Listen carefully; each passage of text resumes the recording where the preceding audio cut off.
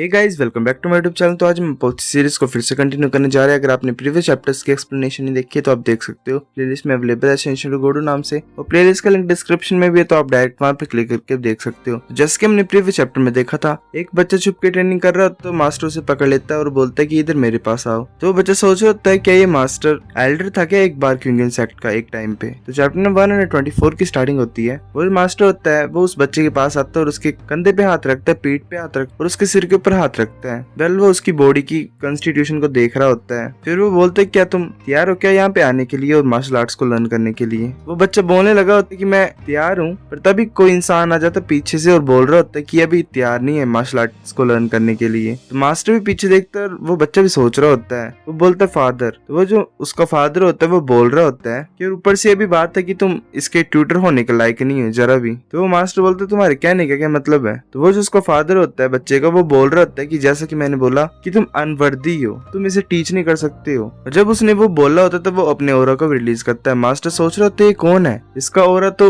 She जिंगटियान से भी ज्यादा डरावना है। वेल गाइस, तुम्हें याद होगा शी जिंगटियान तो वो क्विंगन सेक्ट का जो पैट्रियार्च है वो। उस बच्चे का फादर बोलते चलो चलते हैं घर को। वो उस बच्चे को अपने साथ ले चलता है। वो बच्चा पीछे मुड़ के देख रहा होता है। जो इंस्ट्रक्टर होता है वो बोल रहा था मास्टर ये इंसान कौन था। तो मास्टर बोलता है मुझे भी नहीं पता, पर हमें अब से इनके जो घर के आस पास भी नहीं जाना है। वेल वो बच्चा हुआ टियानमिंग होता है। ये हुआ टियानमिंग की स्टोरी चली हुई है। हुआ टियानमिंग का फादर बोल रहा होता है कि तुम्हें चीजें पसंद नहीं है जैसे चली हुई हैं। तो हुआ टियानमिंग बोलता है हाँ। उसका फादर बोलता है कि तुम अलग हो, तुम्हारे पास बड़ा ज्यादा ग्रेट टैलेंट है, जितने भी यहाँ पे प्रेजेंट है उनसे तुम्हारी जो फेट है वो बड़ा ज्यादा ग्रेट है। तुम्हें पहले अपना नॉलेज इंक्रीज करना है रीडिंग से, जो हमने प्रोमिस किया था तुम्हें वो कंप्लीट करना है। फिर उसके बाद मैं तुम्हें पर्सनली टीच करूंगा मार्शल आर्ट्स को। वो टियानमिंग रूम में एंटर करता है और वहाँ पे वेल बुक शेल्फ्स में बड़ी ज्यादा बुक्स होती हैं। वो सोच रहा होता है कि हमारा प्रॉमिस ये है कि मैं जितनी भी बुक्स है यहाँ पे मैं उन सभी को कंप्लीट कर दूंगा रीडिंग के लिए, तो फिर मैं मार्शल आर्ट्स को लर्न कर सकता हूँ। वो टियानमिंग एक बुक को ले लेता है और पढ़ने बैठ जाता है। जो बाहर होते हैं वो उसकी तरफ देख के हंस रहे होते हैं। वो टियानमिंग एक बुक को पढ़ रहा होता है जिसका नाम होता है असैसिन क्रॉनिकल्स। उसमें लिखा होता है बुक और स्वॉर्ड के बारे में। वो टियानमिंग बोल रहा होता है अगर मेरे को चांस मिलेगा मार्शल आर्ट्स लर्न करने के लिए तो मैं स्वॉर्ड से स्टार्ट करूंगा।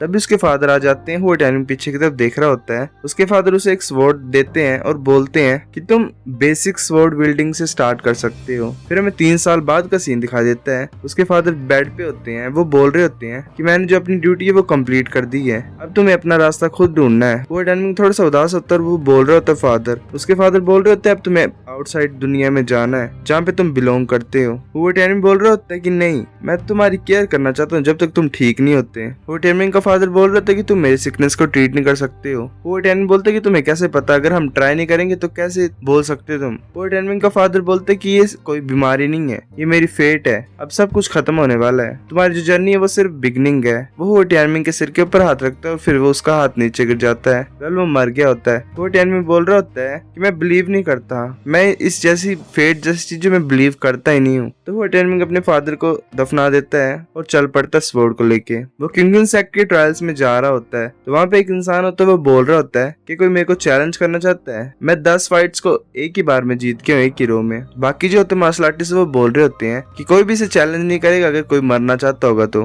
जो इसका ब्लेड है वो बड़ा ज्यादा हाई क्वालिटी का है, जो कि स्टील को भी कट कर सकता है जैसे कि वो कुछ भी ना हो। मैंने कभी नहीं देखा ऐसा वेपन अपनी पूरी जिंदगी में। वो टियानमिंग उन मार्शल आर्टिस्ट के बीच में से निकल रहा होता है और उसके सामने खड़ा हो जाता है। वो जो मार्शल आर्टिस्ट होता है वो बोल रहा होता है कि अनट्रेन्ड बच्चा कहाँ से आ गया यहाँ पे और मेरे को चैलेंज करने की सोच रहा है, मुझे ऐसे भी लग रहा है कि तुम एक स्वॉर्ड यूजर हो। वो मार्शल आर्टिस्ट बोलता है कि मेरे को अपने वेपन को दिखाओ जल्दी। वो टियानमिंग अपनी स्वॉर्ड को निकाल लेता है और वेल वो वुडन की स्वॉर्ड होती है। मार्शल आर्टिस्ट बोल रहे होते क्या ये इंसान पागल है। दूसरा बोलता है कि अब किसे पता, मेरे को तो लग रहा है कि ये दिमाग से पागल है। दूसरा बोलता है मुझे भी नहीं पता, मुझे लग रहा है कि ये जीना नहीं चाहता है और थक गया जी जी के, तो ये मरने के लिए आया यहाँ पे। तो एक और बोल रहे होते हैं कि मुझे ऐसा लग रहा है कि यहाँ पे बड़ा ज्यादा अच्छा शो होने वाला है। वो जो मार्शल आर्टिस्ट होता है वो बोल रहे होते हैं कि मुझे अपना नाम बताओ। वो बच्चा बोलता है कि मेरा नाम हुआ टियानमिंग है। तो ये इतनी स्टोरी उन्होंने बताई थी, इसको हरा के शायद हुआ टियानमिंग जीत गया होता है। फिर वो क्विंगन सेक्ट में एंटर कर जाता है। तो फिर हमें नेक्स्ट स्टोरी बताई जाती है जहाँ पे लुयान बोल रही होती है कि बिग ब्रदर मैंने कभी नहीं सोचा था कि मेरे को एक चांस मिलेगा जिसमें मैं तुम्हारे साथ ट्रेन कर सकती हूँ। वो अपनी की से बटरफ्लाई बना रही होती है और लुजेंग की तरफ भेज रही होती है। लुजेंग अपनी डिमोनिक की का यूज कर रहा होता है और उन्हें डिस्ट्रॉय कर रहा होता है। वो बोल रही होती बिग ब्रदर ये बड़ा ज्यादा ग्रेट है। हाँ मैं भूल गई थी, मैंने फादर के बारे में नहीं पूछा। वेल तब का सीन है जब लू यान प्यूगेटरी माउंटेन में कैद होती है। लूजेंग बोलता है कि उनको सेकंड और थर्ड अंकल ने मार दिया है। लू यान बोलती है क्या? फिर वो अपने ओरा को रिलीज करती है। वो बोल रही थी मास्टर जू ने बोला कि मैं अलाउड नहीं हूँ प्यूगेटरी माउंटेन को लीव करने के लिए, पर अब टाइम है। लान तुम कहाँ को जा रही हो? तो लू यान बोलती है मैं घर जा रही हूँ कुछ बेकार से इंसानों को मारने के लिए। फिर हमें लू रेजिडेंस को बताया जाता है। वहाँ पे जो गार्ड्स होते हैं वो एक इंसान को मार रहे होते हैं जिसका नाम होता है लू यूशु। लू यूशु बोल रहा होता है कि हुआंगी तुम एक सर्वेंट हो, सिर्फ तुम्हारे पास कोई भी राइट नहीं है मेरे को क्लैन से निकालने का। तो वो जो हुआंगी होता है वो बोल रहा होता है कि अगर तुम्हारे पास हिम्मत है तो आओ यहाँ पे। पहले हुआंगी वही जो लूजेंग को बड़ा ज्यादा परेशान कर रहा था स्टार्टिंग में। तो लू यूशु बोलता है कि हुआंगी तुम्हारी इतनी हिम्मत? तब जो दो गार्ड्स होते हैं वो उसे पकड़ लेते हैं हाथ से। हुआंगी उसे स्टिक से मारता है बड़े जोर से और वो सीढ़ियों से नीचे जाके गिरता है। बोटने की कोशिश कर रहा होता है तब लूजेंग और लू यान वहाँ पे आ जाते हैं। लूजेंग बोलते कि वापस चल जाओ जहाँ से तुम आए हो। लू फैमिली में कोई भी वीकलिंग्स अलाउड नहीं है और वो उसे एक मेडिसिन खिला देता है। लू यूशु सोच रहा होता है कि ये लूजेंग है क्या? जैसे वो पिल खाता है तो वो बिल्कुल ठीक हो जाता है। वो सोच रहा होता है कैसी मैजिकल पिल है। वो अंगी बोल रहा होता है कि तुम कौन हो? वो सोच रहा होता है कि अब ये दो कौन है, ये कहाँ से आ गए और इनके पास इतनी ज्यादा पावरफुल मेडिसिन कहाँ से आई। वो बोलता है कि तुम कौन हो और तुम क्यों इंटरफेयर कर रहे हो लू फैमिली के बिजनेस में। लूजेंग और लू यान कुछ नहीं बोलती है तो फिर वो ऑर्डर करते है कि जाओ इन्हें रोको। इनकी हिम्मत कैसे हुई यहाँ पे आने की और यहाँ पे हमें डिस्टर्ब करने की। वो जो गार्ड्स होते हैं वो लूजेंग और लू यान की तरफ आ रहे होते हैं। लू यूशु सोच रहा होता है कि लूजेंग क्या तुम्हारे पास स्ट्रेंथ है क्या फैमिली को सेव करने की? लूजेंग ने ऐसे ही अपने हाथों से मारता और वो दोनों पीछे की तरफ उड़ के गिरते हैं गार्ड्स। वो अंगी बोल रहे होते कि तुम कौन हो? हमने तुम्हारे साथ कुछ नहीं किया है तो तुम क्यों कर रहे हो ऐसा हमारे साथ? लूजेंग बोलते कि बटलर हुआंग मुझे ऐसा लग रहा है कि तुम मुझे नहीं पहचान पा रहे हो पर मैं तुम्हें अच्छी तरह से याद करता हूँ। हुआंगी बोलता है कि क्या तुम लूजेंग हो? लूजेंग बोलता है हाँ, पर इससे क्या ही फर्क पड़ेगा? इससे तुम्हें क्या लगता है कि तुम्हारी डेथ जो है वो डिले हो जाएगी या फिर तुम मरोगे नहीं? हुआंगी बोल रहे थे प्लीज मुझे मत मारो,